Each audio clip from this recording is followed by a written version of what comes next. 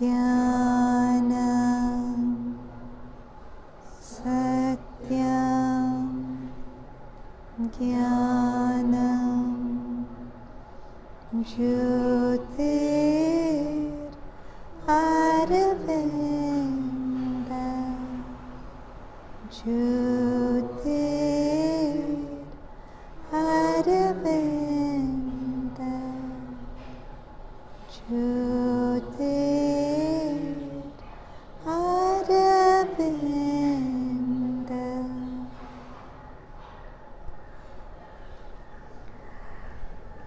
So, the title of our talk is a phrase from Savitri, the book. Suffering was lost in her immortal smile. And what's very special about this line is, I know an old-time sadhak, somebody who's met the mother, and one time when she was very, very ill and in a lot of pain, she just used this line as a mantra. Suffering was lost in her immortal smile. And she went through the whole night, through that whatever excruciating pain she was saying this as a mantra. And she said it was magical. That's just a story about it. But what does this line really mean? And how can suffering be lost in a smile? And what is the smile? That's the question, right? Well, in a lot of passages, the divine presence is referred to simply as a smile. Like the mother said somewhere, behind all that was, all that is, and all that will be is thy divine immutable smile. So behind everything that was, unhappy, happy, good, bad, was your smile, supporting it from behind. All that was, all that is, and all that will be is thy divine immutable smile. And in Mother and Sri Aurobindo's writing, the word smile and laughter comes again and again. Sri Aurobindo says a God who is not humorous could not have made the universe the way it was. And he calls the sense of humor the salt of existence. Mother has beautiful quotes like, a smile acts upon difficulties like the sun upon clouds. It disperses them. If you're in a difficult moment and you have it in you to recover your smile of faith, the difficulty just disperses, right? So this smile really is a representative of the divine presence within us. So suffering was lost in her immortal. The smile is immortal. It's not something temporary. It's always there. Suffering was lost in her immortal smile. So we come to several very beautiful passages of Savitri. Oh, I haven't sent the PDF. Should I send it? But you won't get it just now, no? Should I send it? Okay. I'll send it.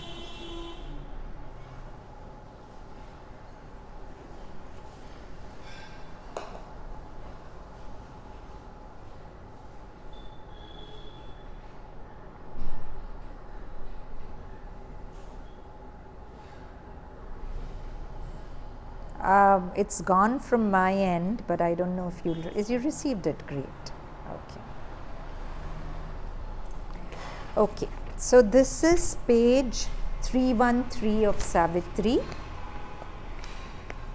For one was supreme behind the God.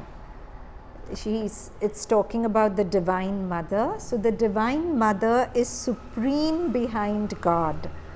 A mother might brooded upon the world. This itself can be a mantra.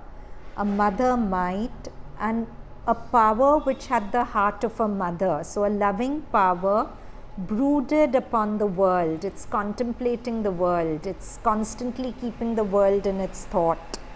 A mother might brooded upon the world. A consciousness revealed its marvelous front, transcending all that is, denying none, So the mother consciousness or the divine consciousness is beyond everything. It transcends all. But it's not a lofty, exclusive transcendence. It doesn't deny anything. It includes everything as part of itself and its children. Although it's beyond it, it doesn't exclude anything from creation. Everything in creation is included into its embrace. So, transcending all that is, denying none, imperishable above our fallen heads. So, this presence of the mother, which is our deeper self, is imperishable. It cannot be destroyed above our fallen heads. He felt a rapturous, he is Ashwapatiya, Savitri's father. He felt a rapturous and unstumbling force. The force of the Divine Mother doesn't stumble. It's full of rapture, but it's unstumbling, it's sure, it's steady. The undying truth appeared, the enduring power of all that here is made and then destroyed. So look at his play of words. Enduring power of all that here is made and then destroyed. Over here, everything is anicca. It comes and goes. It's made, it's destroyed.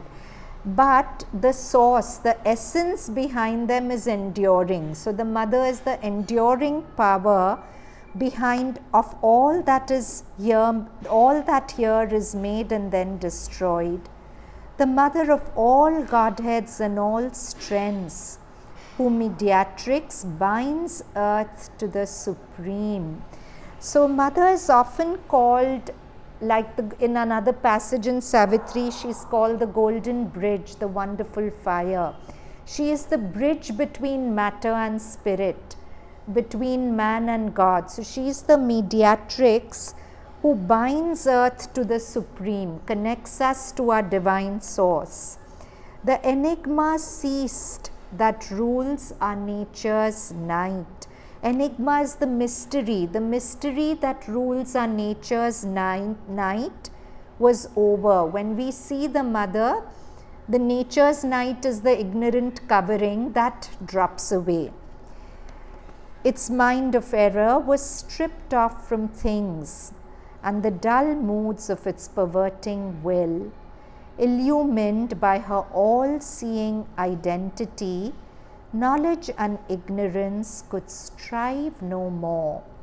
No longer could the titan opposites, antagonist poles of the world artifice, impose the illusion of their twofold screen, throwing their figures between us and her. So, mother is not just love, she is wisdom, she is Maheshwari also. So, when we get a touch of the mother, that touch dissolves ignorance. Then, in the field of ignorance, opposites exist. But when we come to the truth, opposites don't exist. Everything is taken into the embrace of the one. So knowledge and ignorance could strive no more. No longer could the titan opposites, antagonist poles of the world's artifice, impose the illusion of their twofold screen, throwing their figures between us and her. The wisdom was near, disguised by its own works, of which the darkened universe is the robe. So mother says that never fear anyone, because everything is me wearing a silly mask. So it's the same thing here. The wisdom was near, disguised by its own works, of which the darkened universe is the robe. No more existence seemed an aimless fall.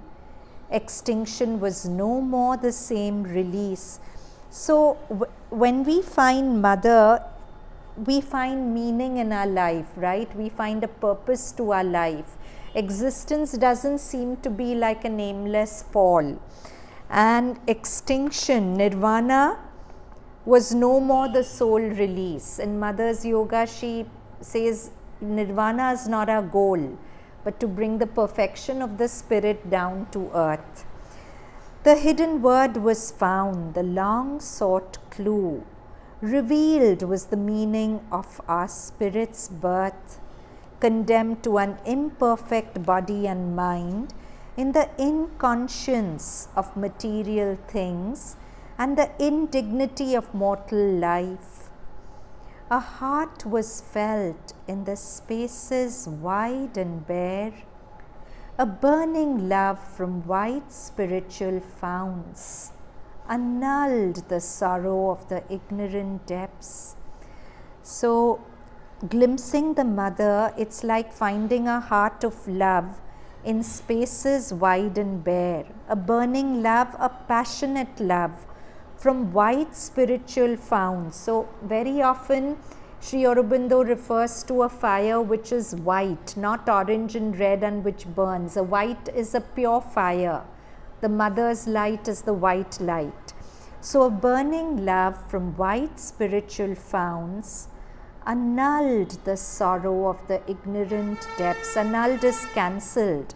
So a burning love from white spiritual founts annulled the sorrow of the ignorant depths. Suffering was lost in her immortal smile.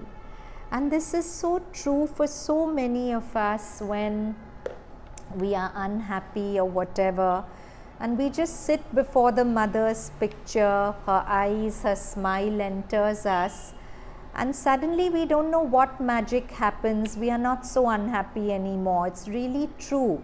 Suffering was lost in her immortal smile.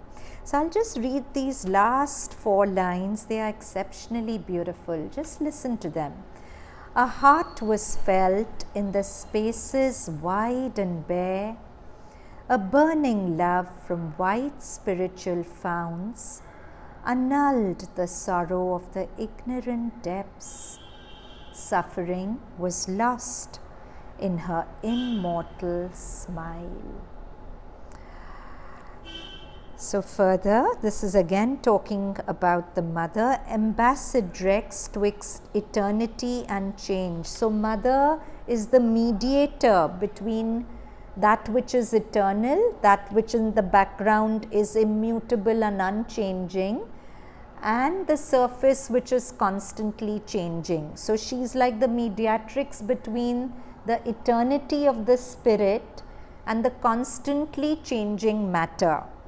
The omniscient, all-knowing goddess leaned across the breadths that wrapped the fated journeying of the stars and saw the spaces ready for her feet.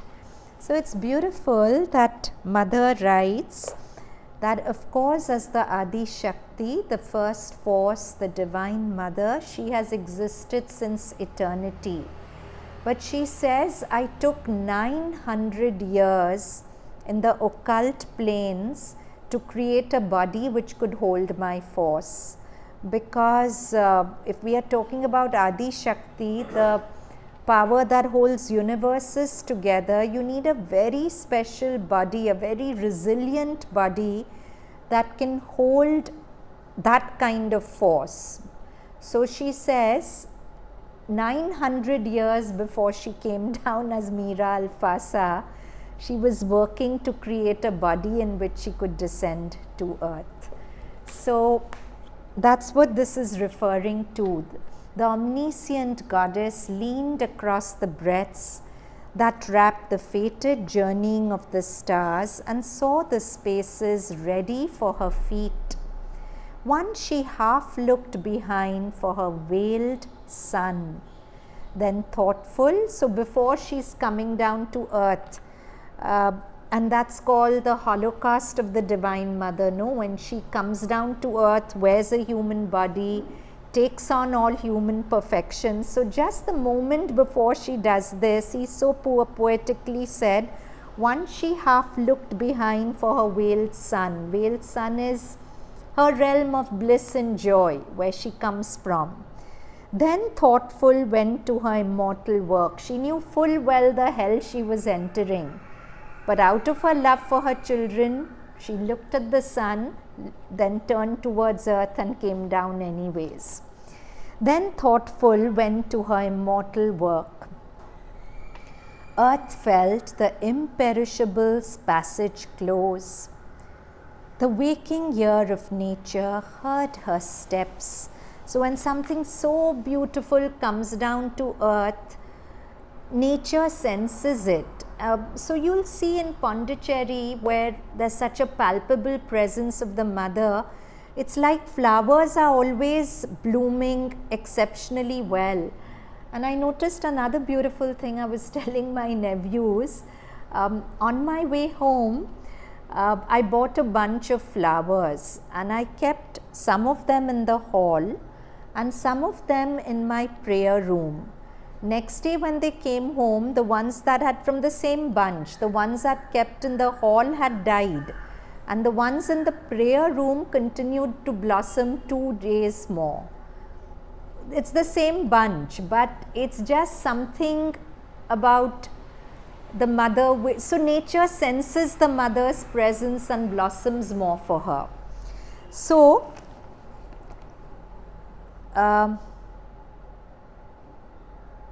the waking ear of nature heard her steps, and wideness turned to her its limitless eye, and scattered on sealed depths her luminous smile. Again the smile.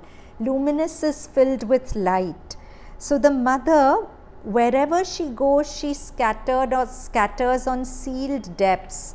Depths is the inconscient, the subconscient, which is not open to light.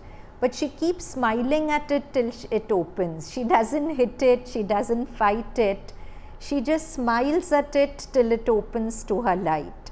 So scattered on sealed depths her luminous smile, kindled to fire the silence of the worlds.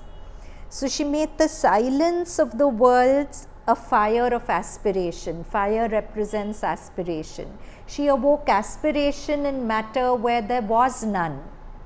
Yeah, so I'm reading this beautiful passage again. This is page 4 of Savitri, almost the beginning of the book.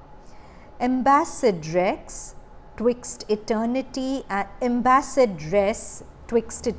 and change, the omniscient goddess leaned across the breadths that wrap the fated journeying of the stars, and saw the spaces ready for her feet. Once she half looked behind for her veiled son, then thoughtful went to her immortal work. Earth felt the imperishable's passage close. The waking ear of nature heard her steps, and wideness turned to her its limitless eye, and scattered on sealed depths her luminous smile, kindled to fire the silence of the worlds. So now this is Sri Aurobindo on the mother. The mother's sadhana started when she was very young. When she was 12 or 13, every evening many teachers came to her and taught her various spiritual disciplines. Among them was a dark Asiatic figure. When we first met, she immediately recognized me, Sri Aurobindo is saying me, as the dark Asiatic figure whom she used to see a long time ago. That she should come here and work with me for a common goal was, as it were, a divine dispensation.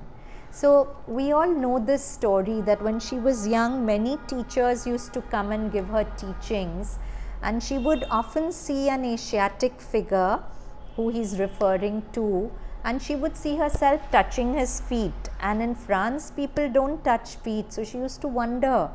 Later on, she learned that this is, and she didn't even know at that time that there was an Indian god called Krishna, but she was intuitively guided to call him Krishna. And we know how one Sri Aurobindo was with Krishna. And then, of course, when she met Sri Aurobindo, she immediately recognized him to be the Krishna who was coming and giving her teachings. So that's what Sri Aurobindo is referring to. The mother was an adept in the Buddhist yoga and the yoga of the Gita even before she came to India. Her yoga was moving towards a grand synthesis. After this, it was natural that she should come here. She has helped and is helping to give a concrete form to my yoga. This would not have been possible without her cooperation. One of the two great steps in this yoga is to take refuge in the mother. And we all know that the moment mother met Sri Aurobindo, he recognized her to be the Divine Mother. And she said that just being with him, he made my mind completely silent.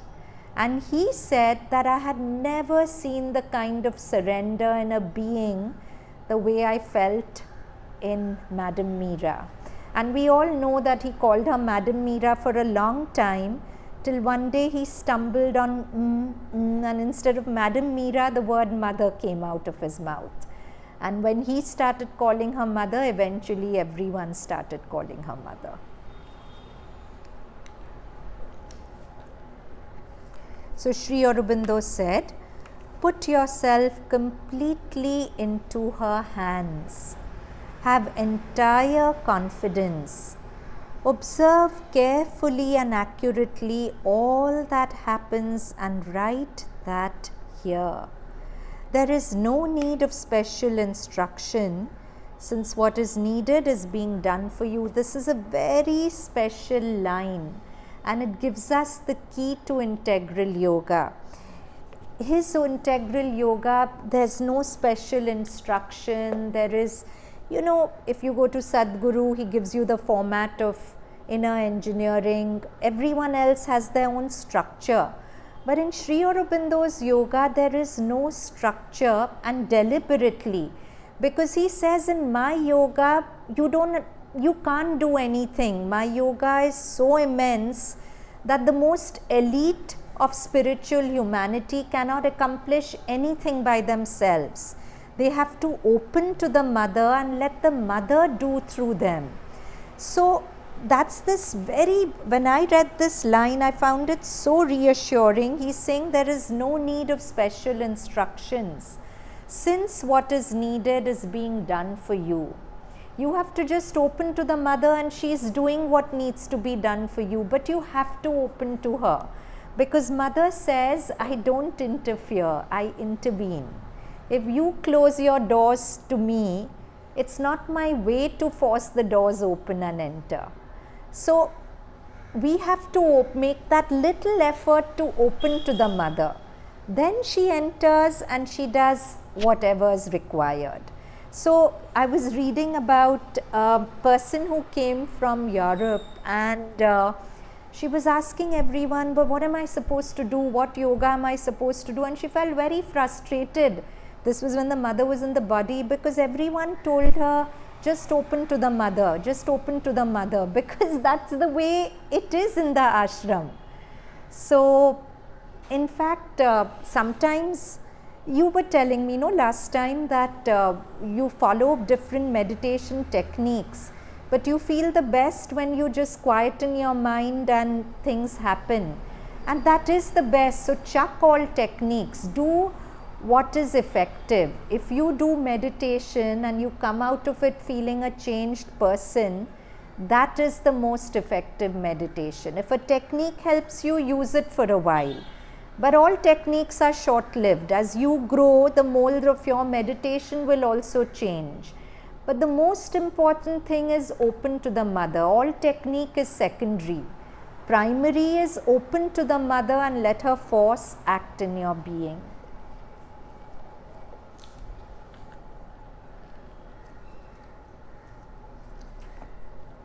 Okay, there's this. Okay, before I continue, are we all clear what is meant by opening to her and letting her force act in you? So there's this beautiful sonnet, The Divine Worker. I face earth's happenings with an equal soul. In all are heard thy steps, Thy unseen feet tread destiny's pathways in my front. Life's whole, tremendous theorem is thou complete. So Sri Aurobindo is saying, he is addressing God, I face earth's happening with an equal soul. I'm equal to everything, because if you are there equally in everything, why should I like one thing more than the other? Why should I have preferences? Because every circumstance is coming to me through your will. So in all I heard thy steps. In every step of life I hear your footfalls. Thy unseen feet tread destiny's pathways in my front. So yeah, everyone says man is a creature of destiny. But in front, destiny is taking me along a path. But your unseen feet are going ahead, in front of me. So there's another beautiful line he says, ever in the heart of peril, a flute goes before us. Peril is danger. Ever before I go into danger, your flute is already there. Flute is Krishna, presence. It's already there, spreading a safety net to catch me. Ever in the heart of peril, a flute goes before us. So here a similar thing is expressed. Thy unseen feet tread destiny's pathways in my front.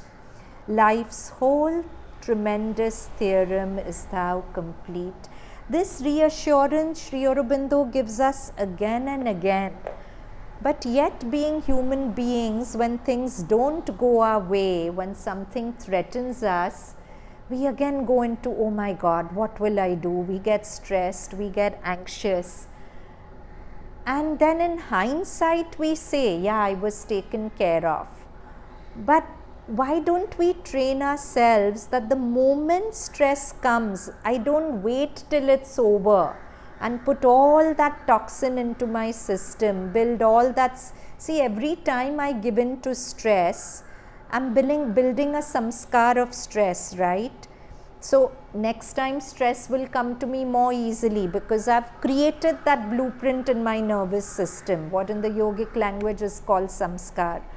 So instead of that, whenever things go wrong and I feel, oh my God, on the heels of that, can I cultivate faith? Can I really, really feel that if I've been taken to it, I'll be taken through it? I've been taken to it for a purpose, mother's handling it, I'll be fine. It's challenging, but the aim of yoga is to have this kind of equality. That's why Gita says, no, samatvam yoga uchyate. Samta is yoga. So I face earth happenings with an equal soul. In all I heard thy steps, even in that thing which is threatening, am I hearing your steps? Am I knowing that you are doing this? And if you are doing this, I'm going to be fine. No danger can perturb my spirit's calm. So beautiful. My spirit's calm is so undisturbable that no danger can perturb my spirit's calm. And he didn't just write it, he lived it. What can be more dangerous than facing a trial like he did? He would be hung, or he would, it's the worst possible, right? But we all know that in jail, once he achieved cosmic consciousness, he was totally quiet. In fact, when C.R. Das, his lawyer, came and he from his mind thought, I'll write this, I'll write that, he heard a voice saying, do nothing, I'm handling it. And he obeyed. Imagine that level of surrender. Can anyone of us dream of it? We can face being hung. And a voice is telling us, don't do anything, I'm handling it. And you're chilled. You're not doing anything. You're leaving it. And of course, he was acquitted. But that's what, when he says, no danger can perturb my spirit's calm, he lived it. And it's a beautiful line to remember when we feel something threatening us. Let's take Gurudev as our role model. None of us can face the threat he did. What is our threat? Find markets going little up and down, something going here and there in the family. It's nothing comparable to what he faced. But if he could be in this state of no danger can perturb my spirit's calm, let's look at him as our role model, and whenever things go wrong, repeat this line, no danger can perturb my spirit's calm. My acts are thine, I do thy works and pass. Failure is cradled on thy deathless arm. Even if I fail, your arm is cradling that failure, so I can't fall. What does a cradle do? It helps a baby to relax, right? So if I fail, your arm is my cradle which catches me and relaxes me. So what's my problem? Failure is cradled on thy deathless arm. Victory is thy passage mirrored in fortune's glass. In this rude combat with the fate of man. So all of us face this rude combat in our fate, right? It's often offensive. So the word rude, it's rude to my sensibilities. In this rude combat with the fate of man, thy smile within my heart makes all my strength. So even if people are nasty, whatever, if I'm anchored in thy smile within my heart, I'm so strong, I'm not affected. So Mother says this, the world can affect you the extent to which you belong to the world. The extent to which you're given to the divine, the world can't affect you. What she means is, for those of humanity who have an inroad to an inner life and they are drawing their sustenance from the inner life, they are drawing their joy and peace from within, then they are not dependent on people to make them happy. They are not dependent on outward success to make them happy. They are already happy because their source is inside them, isn't it? So thy smile within my heart makes all my strength. It's a beautiful line. Thy force in me labors at its grandiose plan. So thy force in me is the Mother's presence. Mother is God's force. She Sri Aurobindo Shakti. She labors in me at her grandiose plan. The plan to fulfill my divine possibilities. That's Mother's plan, right? And many times I hear young people saying, I don't know what my purpose is. Well, so long as you don't know what your purpose is, make Mother's purpose your purpose, no? Her purpose in you is to fulfill your divine possibilities. And if you love Mother, then make that your purpose. It's the best purpose to have. So, thy force in me labors at its grandiose plan, indifferent to the time snake's crawling length. So, he compares time to a snake who's moving very slowly. So, I can get impatient with the seasons of time.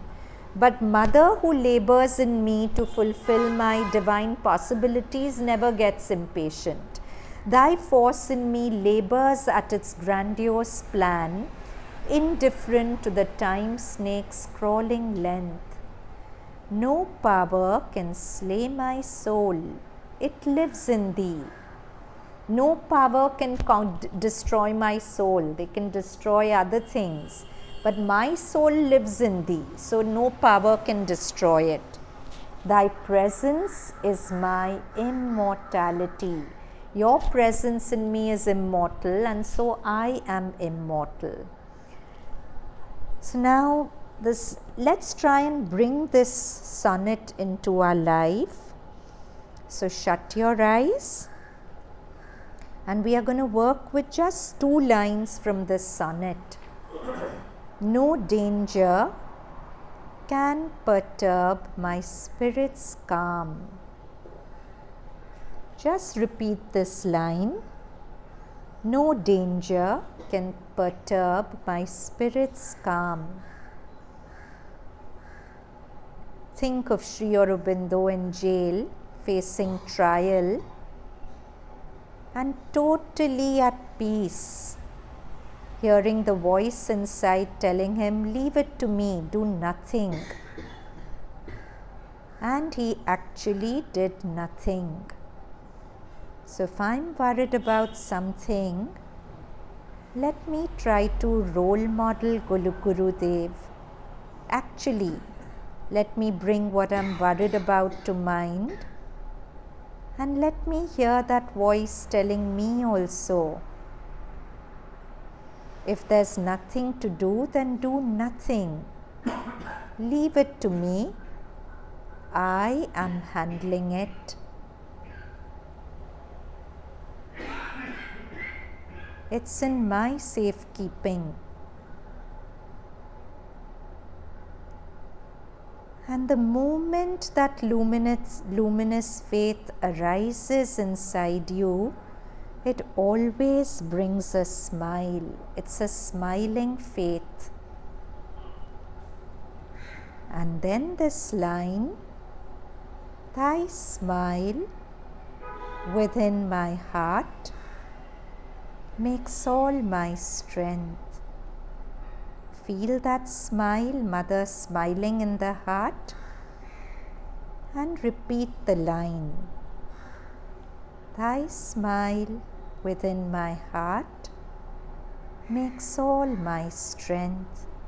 And actually smile at the lips, smile in the eyes, over the eyes.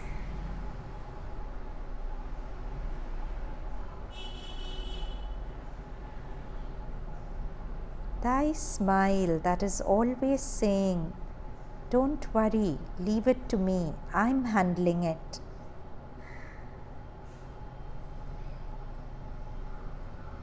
And then I teach the children in school this line to a tune. So let's all sing it. Thy smile within my heart makes all my strength. Thy smile within my heart makes all my strength. Thy smile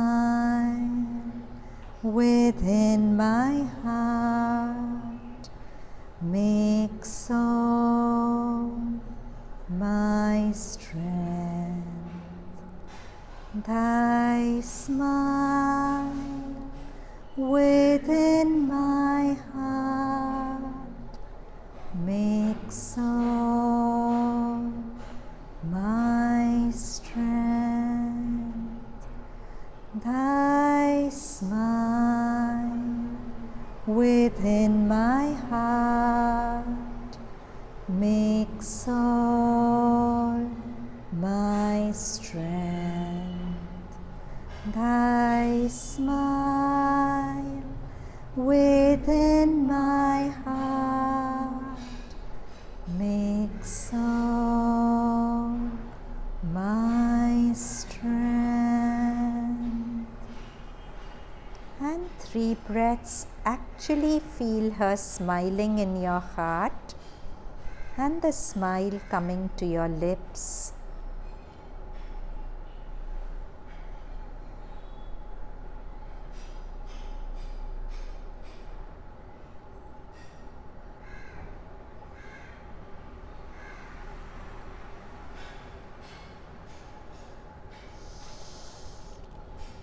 So, do remember, next time we are facing something disturbing, instead of waiting for the trigger to pass and then reclaiming your peace, make an experiment.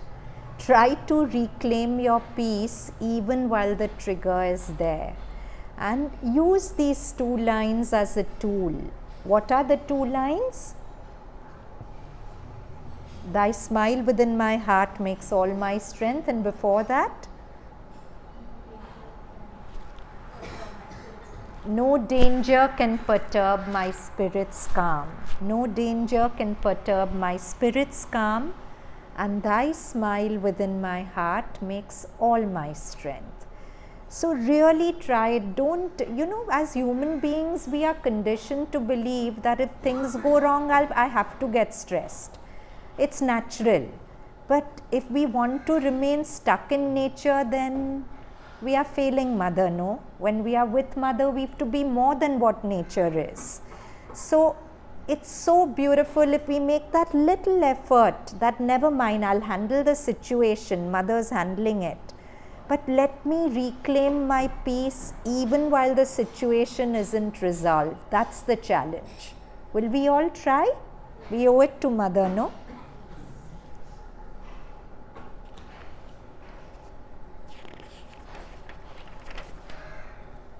Okay, this is an exceptionally beautiful passage from Savitri. I like, whenever I read Savitri, I keep thinking, how can a human mind write like this? But then I remember it's a God writing, it's not because it's just so exceptionally beautiful. So these lines he's talking about when an artist, Arshia here is an artist. When an artist is drawing something, Mona too, when you're doing the first sketches, it looks like nothing, no? And if somebody looks at it, they'll say, what is this? This is not art. But the artist has an intuition of what is to emerge from the initial sketches which make no sense. So this passage in Savitri, Sri Aurobindo is saying creation is like an artwork. All the chaos we are going through are those sketchy lines the artist God has drawn. And our reason is looking at it and saying, what is this? This makes no sense. But the artist's intuition knows exactly what form has to come out finally. And what is the art that is going to come out of creation finally? So that's what these lines are. This is on page 100. An attempt, a drawing half done, is the world's life. Its lines doubt their concealed significance. So each of us are a line, right? And we doubt our own concealed significance. The artist God has sketched us, and while the sketching is happening, we are doubting what we are all about. What is our significance? Where is it going to lead? Its curves join not their high intended close. So suppose you are making an art which has an arch or a circle. You draw curves. In the preliminary stages, the curves don't join. They just look discrete and they don't make sense. Its curves join not their high intended close.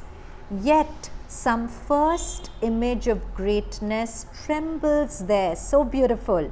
So in the curves and lines of the initial sketch, some first image of greatness trembles there, because that is also God. I don't know how to even explain it. It's too beautiful. But are you getting what it means? Yes? Yet some first image of greatness trembles there.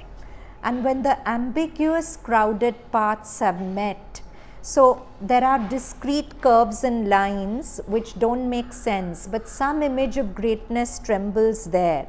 And when the ambiguous crowded paths have met, as the artwork goes towards completion and the curves and lines join and meet, the many-toned unity to which they moved. So all these curves and lines in terms of art are moving towards a many-toned unity, the oneness of the spirit to which they moved. The artist's joy shall laugh at reason's rule. So when the artwork is complete, the artist will laugh at our reasoning, which says this makes no sense. Why is it like this? It shouldn't be like this. So the artist is God. The artist's joy shall laugh at reason's rule. The divine intention suddenly shall be seen. So the artist's divine intention suddenly shall be seen. The end vindicate. Vindicate means, what's the word for vindicate? Rama, help me out. Vindicate is to set free in a sense, or justify.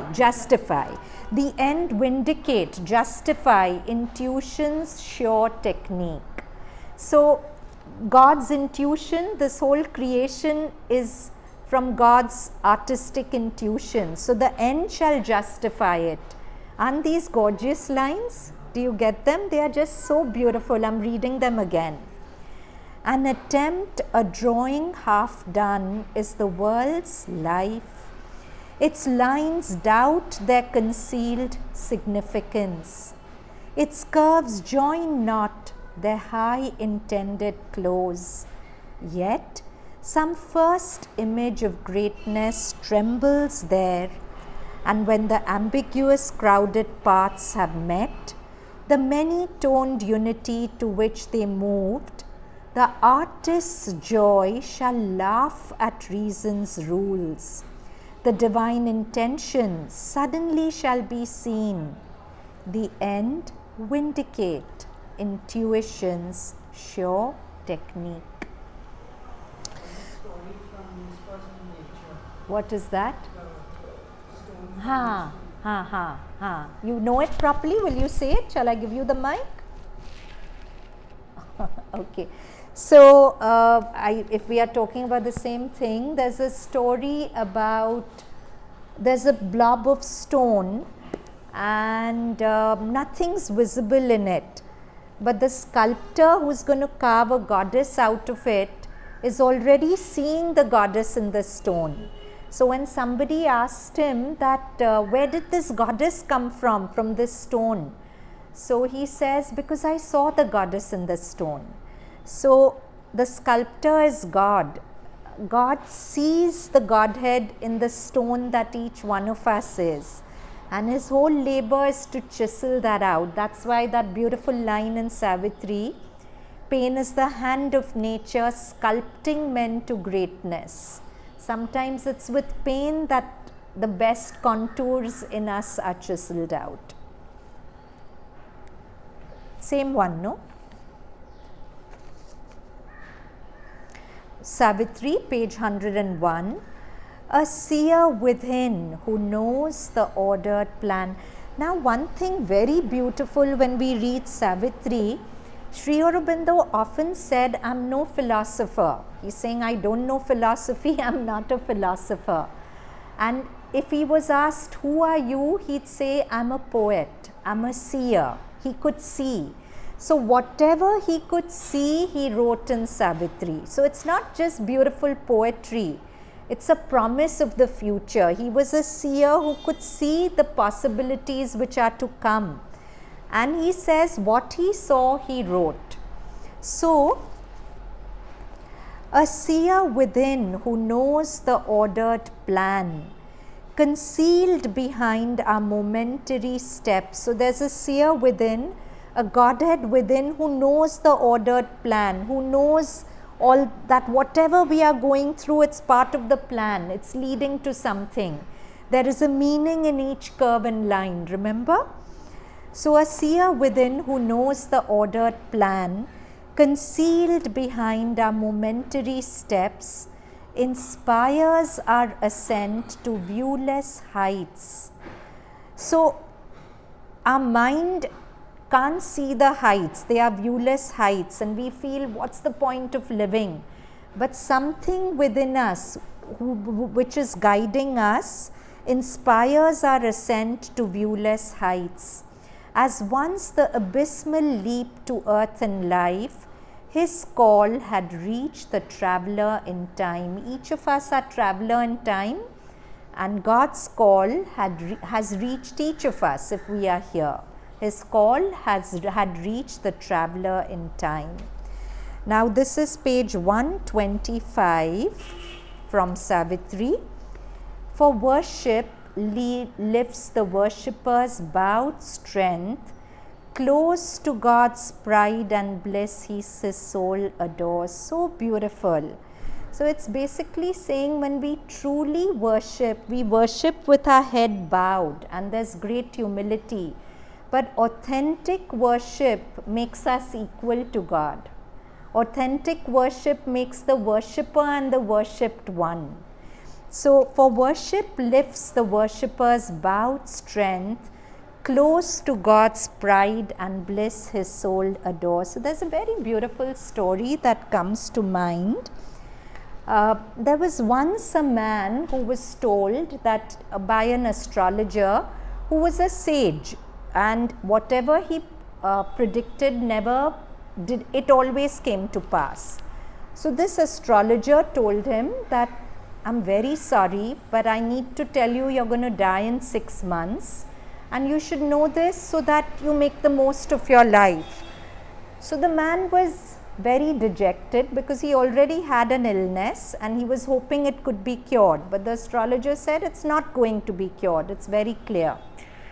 So he was walking dejected past a temple, and there was this young boy immersed in worship of the Lord, and he was singing and dancing in joy, and something made this man who was sick stop the boy and ask him that, you know, you seem to be very close to God, and I have only 6 months left to live, so please pray to your God for me. So the boy was in ecstasy, he was in a trance of joy, and he said, no, nothing will happen to you, you'll live a long healthy life. The man didn't take his words very seriously because there was this great sage who was the astrologer who told him otherwise.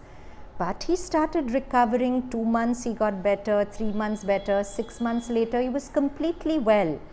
So he went back to the astrologer and he said, sir, your word has never failed. So how is it that for me it has this time? So the astrologer was a sage. So he said, okay, come back to me tomorrow. Let me look within and see what's happened. So the astrologer, who was a sage, communicated with God and asked that, you showed me so clearly that he was supposed to die. How come he's alive? So apparently the answer he received was that he was supposed to die, but somebody who loved me deeply, a devotee of mine, told him that he'd live a long, happy life. My word can go wrong, but a devotee of mine who loves me so much, I cannot make his word wrong. So he gave his devotee a position more than himself. That's what this line is saying, that for worship lifts the worshipper's bowed strength, close to God's pride and bliss his soul adores. The ruler there is one with all he rules. So God doesn't keep a hierarchy. When he is ruling, he is one with all of us. You understand, he's the king, but a king who is one with all his subjects. To him who serves with a free, equal heart, obedience is his princely training school, his nobility's coronet and privilege. His faith is a high nature's idiom, his service a spiritual sovereignty.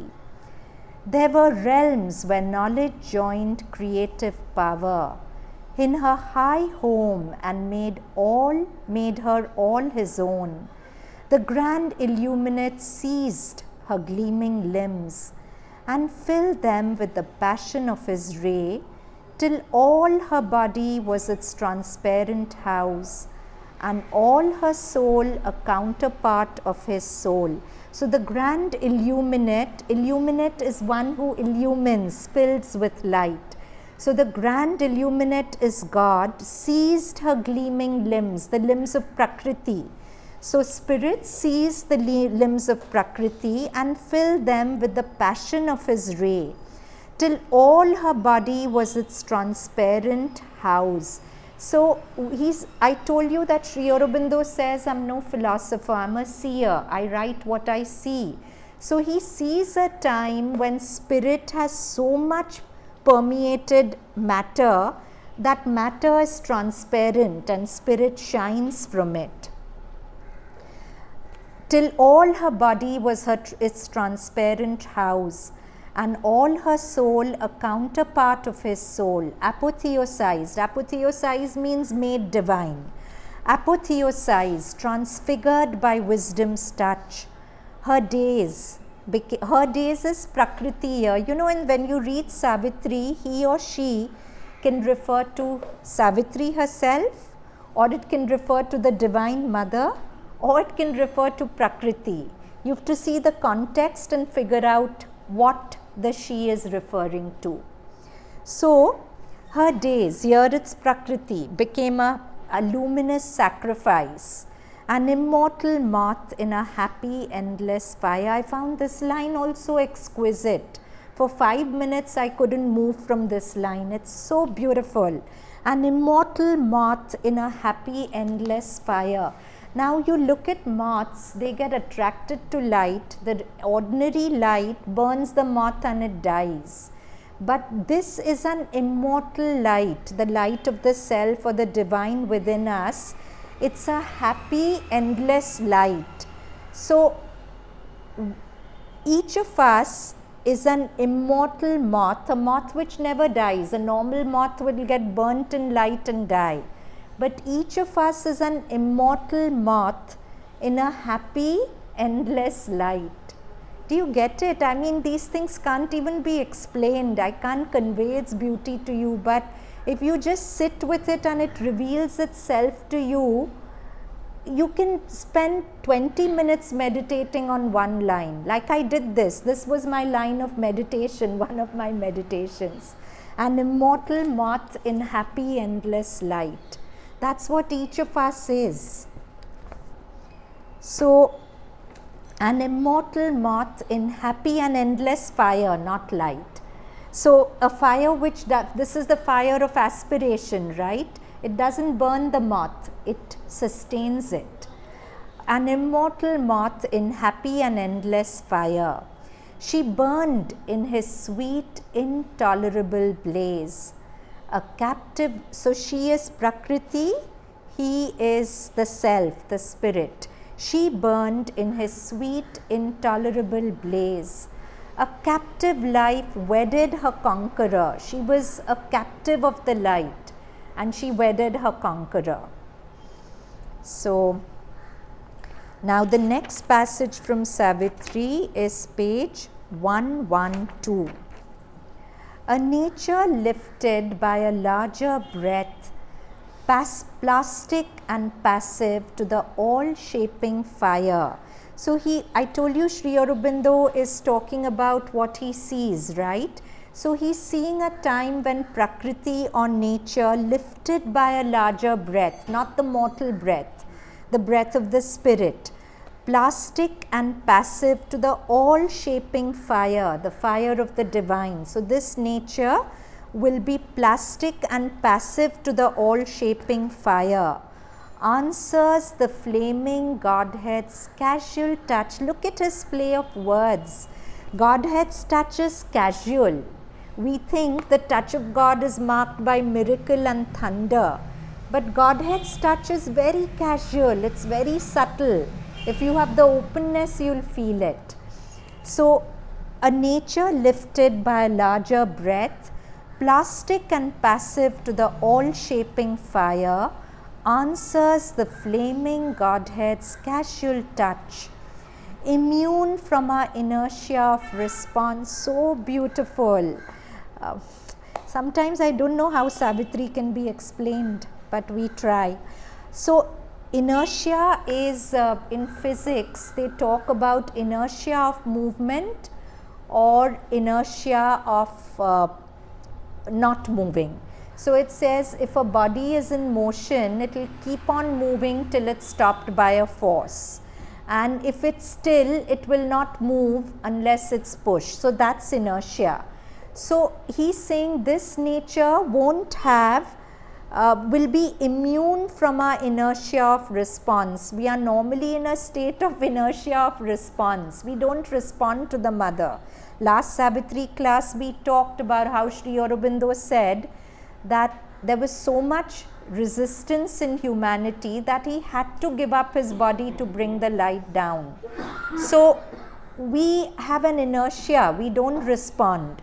But this larger nature which will be lifted by the higher breath will be immune from our inertia of response. It will not be capable of this inertia of response. Am I making sense? Yeah.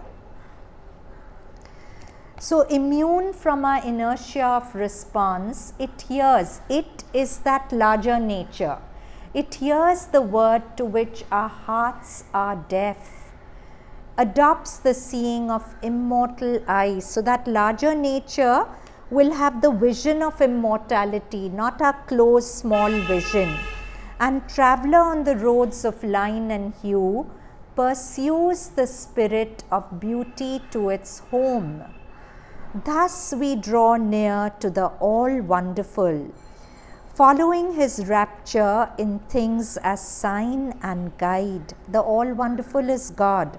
Following his rapture in things as sign and guide. Beauty is his footprint, showing us where he has passed. Wherever we see beauty, it's like a footprint of God. Wherever that's why we say Satyam Shivam Sundaram. God is beauty, is truth. Beauty is his footprint, showing us where he has passed. Love is his heartbeat's rhythm in mortal breasts. Happiness, the smile on his adorable face. I'm going to read this passage again. Hear it without explanation. Feel it rather. A nature lifted by a larger breath, plastic and passive to the all-shaping fire, answers the flaming Godhead's casual touch. Immune from our inertia of response, it hears the word to which our hearts are deaf, adopts the seeing of immortal eyes, and traveler on the roads of line and hue pursues the spirit of beauty to its home. Thus we draw near to the all-wonderful, following his rapture in things as sign and guide. Beauty is his footprint, showing us where he has passed. Love is his heartbeat's rhythm in mortal breasts. Happiness, the smile on his adorable face. Now, next passage is page 108 from Savitri. Her giant energy tied to petty forms, her here is again Prakriti. So, the giant energy of Prakriti or nature tied to petty forms in the slow tentative motion of her power, with only frail blunt instruments for use, she has accepted as her nature's need and given to man as a stupendous work, a labor to the gods impossible. So it's saying that the one who has created the plan of earth has given nature frail blunt instruments. Frail blunt instruments is our mental, vital, physical, which is frail and blunt. So with frail blunt instruments for use, she has accepted as her nature's need and given to man as his stupendous work, a labor to the gods impossible. The gods don't have a psychic being, so they cannot be supramentalized, they cannot evolve, they belong to the typal plane, they can only stay where they are. But man, because he has the psychic being, he can evolve.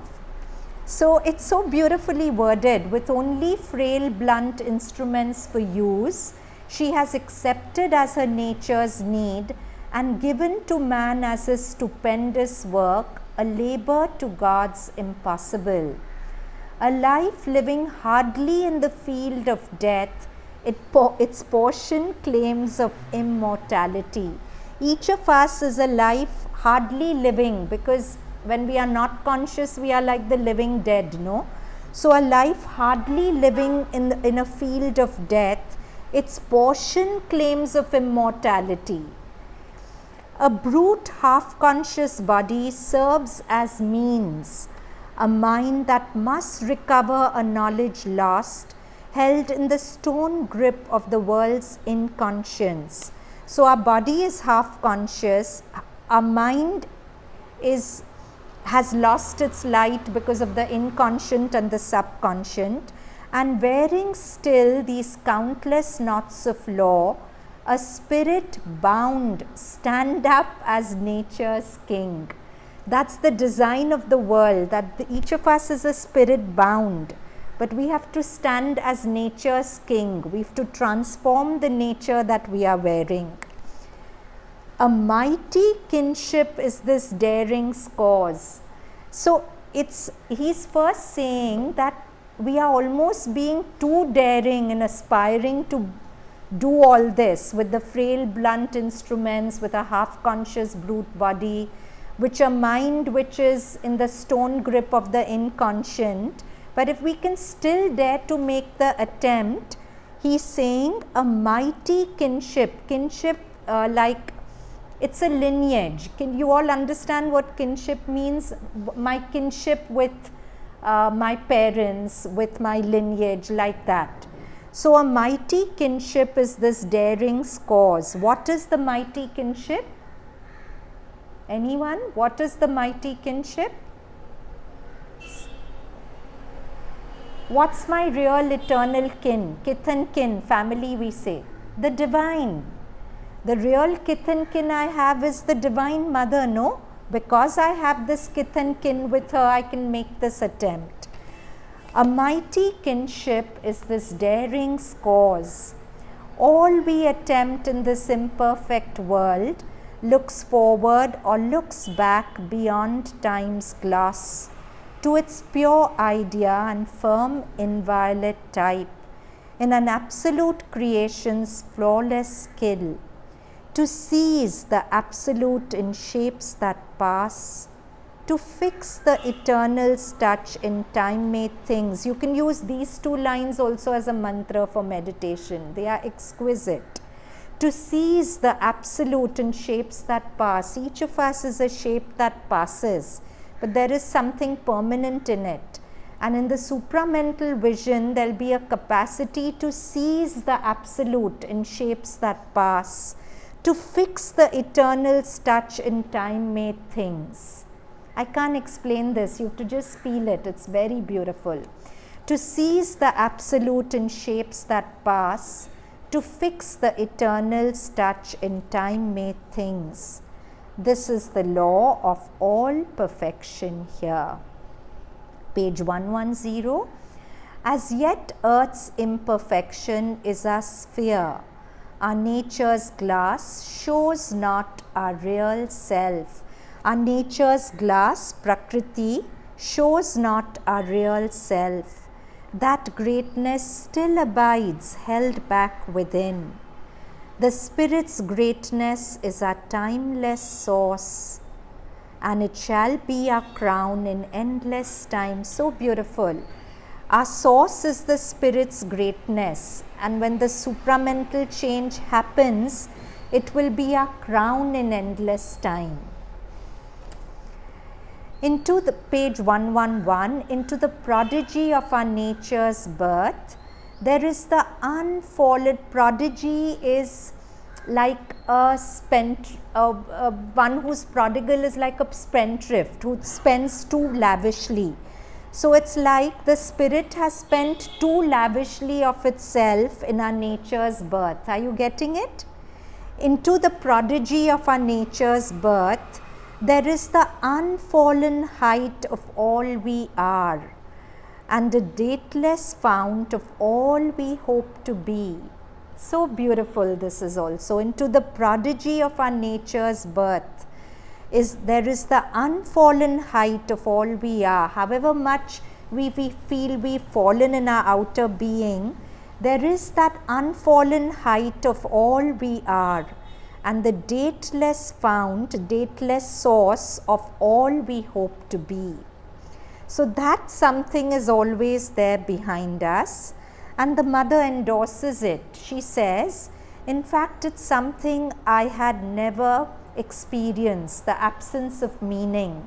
Even in my earliest childhood, when there was no development, I always had a perception not a mentalized but a vibrant perception of a power behind all things, the unfallen height of all we are, the dateless fount of all we hope to be.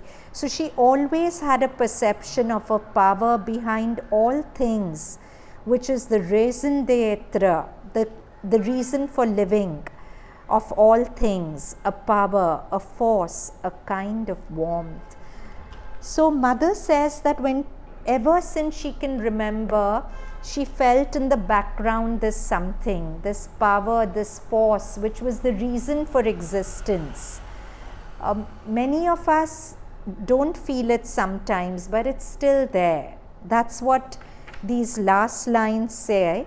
Into the prodigy of our nature's birth, there is the unfallen height of all we are, and the dateless fount of all we hope to be. So if you read Savitri, it fills you with hope. It fills, not in a mental way, it just fills you with possibility. It makes sense of things in a way that you can't articulate. But somewhere the world starts making sense to you. Your existence starts making sense to you, and you feel full of a purpose. So do read Savitri on a daily basis. At some point it will start speaking to you, and you'll always come out of your reading a brighter, happier person. So let's end with 3 Oms.